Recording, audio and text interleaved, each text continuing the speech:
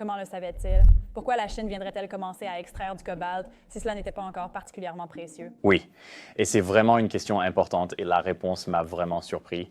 La première est simple, c'est-à-dire le cobalt. Le cobalt est devenu utile pour d'autres choses, comme les batteries de téléphone portable et des choses de ce genre. Donc il y avait déjà une sorte de demande naissante là-bas.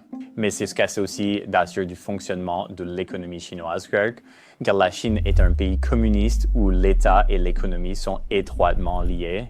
Et ils ont des incitations différentes par rapport à l'Occident capitaliste. Dans notre économie, nous avons des entreprises indépendantes qui se concentrent sur la livraison de bénéfices à court terme pour les actionnaires. En Chine, ils peuvent prendre des paris à long terme.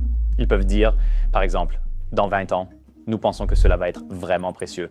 Donc nous allons investir beaucoup d'argent dedans parce que nous n'avons pas besoin de générer des bénéfices le trimestre prochain. Nous pouvons réaliser des profits dans 20 ans. Cela leur donne donc cette capacité unique de faire de grands paris qui pourraient potentiellement être énormes.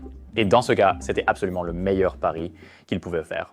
Tout cela explique pourquoi la Chine contrôle 15 des 19 mines de cobalt en RDC. OK.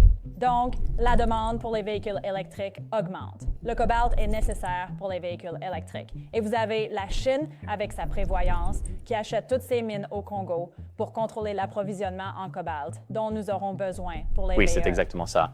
Et cela entre dans la stratégie et la géopolitique de tout cela. Il y a cette citation d'un expert interviewé par Politico. Il dit que la Chine ne traite pas tout ce cobalt pour l'exporter aux États-Unis afin de soutenir votre révolution des véhicules électriques. Ils vont fabriquer eux-mêmes des voitures source pour le marché. Et le mieux que vous puissiez espérer, c'est qu'ils exportent ces voitures pour le marché vers vous. C'est tellement clair qu'ils font ça pour contrôler ce qu'ils considèrent comme un marché immense en plein essor sur lequel ils veulent s'imposer, et ils le font. Et voilà pourquoi je me sens si déçu en regardant cela.